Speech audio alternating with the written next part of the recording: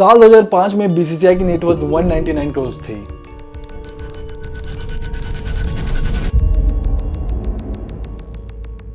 और आज के समय बढ़कर ये 18,768 करोड़ की हो चुकी है।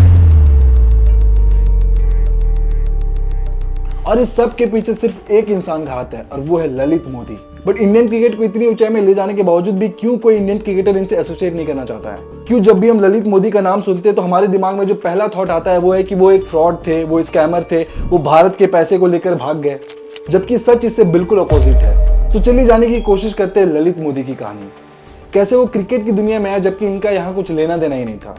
कैसे जगमोहन डालमिया, जो कि उस समय के बीसीसीआई के प्रेसिडेंट थे, जो आईपीएल, जो इंडियन प्रीमियर लीग को बनने ही नहीं देना चाहते थे, इसके बावजूद भी ललित मोदी ने आईपीएल को स्टार्ट किया।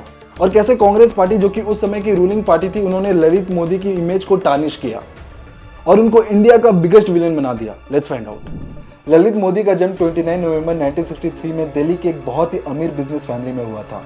जो मोदी ग्रुप है ये इन्हीं के दादाजी गुजरमल मोदी ने ही स्टार्ट किया था और बचपन से ही इनका इंटरेस्ट बिजनेस में था। बट पढ़ाई में वो इतने भी अच्छे नहीं थे और एक नोटोरियस किड थे। इसका प्रूफ ये है कि उन्होंने एक सैट एग्जाम में, जिसके थ्रू अब्रॉड स्टडीज करने के लिए जाते हैं, उन्होंने इस एग्जाम में खुद ना जाके किसी और को अपने जगह भेज दिया था और उस एग्जाम में ही स्कोर्ड 550 आउट ऑफ 1600। और इस बात को उन्होंने कई इंटरव्यूज में बोला हुआ है।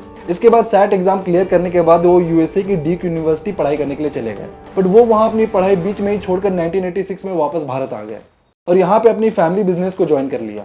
बाद में 1993 में ललित मोदी ने मोदी एंटरटेनमेंट नेटवर्क्स मेन को फॉर्म किया और मेन ने वॉल्ट डिज्नी के साथ 10 साल का कॉन्ट्रैक्ट साइन किया, जहां पे वो वॉल्ट डिज्नी के कंटेंट को इंडिया में ब्रॉडकास्ट करने वाले थे।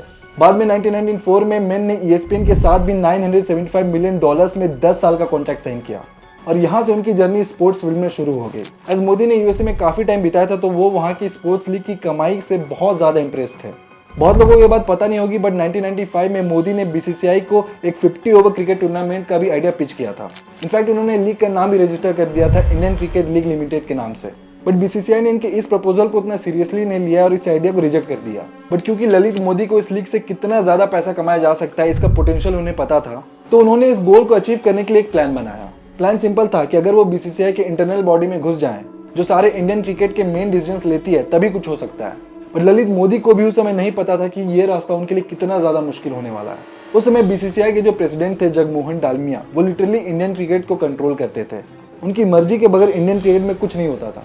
तो सबसे पहले आप ये समझ लो कि आखिर बीसीसीआई का प्रेसिडेंट इलेक्ट कैसे होता है और ये जानना क्यों जरूरी है, ये आपको वीडियो में आगे पता चल जाएगा।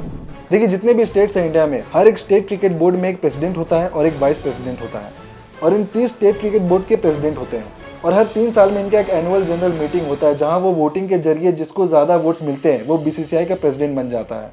और उसमें जगमोहन डालमिया का पकड़ बीसीसीआई में कुछ ऐसा था कि जब भी वोटिंग्स होते थे तो कोई भी स्टेट बोर्ड का प्रेसिडेंट डालमिया के अगेंस्ट जाके किसी और को वोट ही नहीं करता था। एक तरफ से आप इसे ऐसे समझ लो कि जगमोहन डालमिया बीसीसीआई के माफिया हुआ करते थे। बट फिर यहाँ से ललित मोदी ने इनको चैलेंज करने की कोशिश की। सबसे पहले ये 1999 में हिमाचल प्रदेश क्रिकेट एसोसिएशन के मेंबर बने। ये यहाँ पे उतना ज्यादा कंट्रोल गेन नहीं कर पाया, उन्हें यहाँ से निकाल दिया गया। बट फिर ठीक इसके 4 साल बाद 2003 में वसुंधरा राजे राजस्थान की चीफ मिनिस्टर बनती है और ये एक बहुत ही क्रूशियल मोमेंट होता है क्योंकि यही आगे जाके हेल्प करती है ललित मोदी को जगमोहन डालमिया को कुर्सी से हटाने से। देखिए, वसुंधरा के ललित मोदी के साथ बहुत ही अच्छे रिलेशंस थे।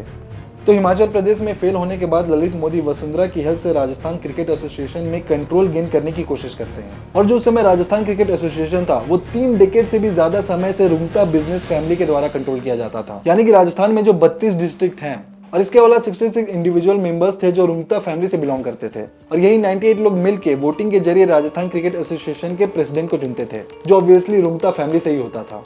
इस चेन को ब्रेक करने के लिए मोदी ने एक प्लान बनाया और आप सुनिए, आपको ये बहुत ज्यादा इंटरेस्टिंग लगेगा। तो ललित मोदी ने राजस्थान के नागौर डिस्ट्रिक्ट क्रिकेट एसोसिएशन में मेंबर बनने के लिए ललित कुमार के नाम से रजिस्ट्रेशन करवाया। देखिए, ललित मोदी का पूरा नाम ललित कुमार मोदी था, बट उन्होंने अपना सरनेम मोदी इसलिए छुपाया क्योंकि अगर वो ललित मोदी के नाम से रजिस्ट्रेशन करवाते तो ऊपर बैठे डालमिया इनको नागौर डिस्ट्रिक्ट क्रिकेट एसोसिएशन के मेंबर ही नहीं बनने देते, क्योंकि उस समय मोदी इनको रेगुलरली चैलेंज कर रहे थे। बट क्योंकि ललित कुमार लिखा हुआ था तो डालमिया ने इस पे उतना ज्यादा ध्यान नहीं दिया और इनके एप्लीकेशन पे साइन कर दिया और इसी के साथ Lalit Modi Nagaur district cricket association के प्रेसिडेंट बन गए। फिर मोदी ने साल 2005 में वसुंधरा की हेल्प से राजस्थान स्पोर्ट्स एक्ट को पास करवाया। इस एक्ट के आने से जो 66 इंडिविजुअल मेंबर्स थे जो यूजुअली रुंगटा फैमिली से बिलोंग करते थे, इन 66 मेंबर्स के वोटिंग राइट्स को खत्म कर दिया गया। यानी कि अब जो 32 प्रेसिडेंट्स थे डिफरेंट डिस्ट्रिक्ट्स के, वही राजस्थान क्रिकेट एसोसिएशन के प्रेसिडेंट को इलेक्ट कर सकते थे। और इसका रिजल्ट ये हुआ कि ललित मोदी ने किशोर उमता, जो कि उनके अपोनेंट थे, उनको एक वोट से हरा के वो राजस्थान क्रिकेट एसोसिएशन के प्रेसिडेंट बन गए। तो ये इंसिडेंट एक बहुत बड़ा टर्निंग पॉइंट साबित हुआ, ना सिर्फ राजस्थान के लिए बल्कि इंडियन क्रिकेट के लिए।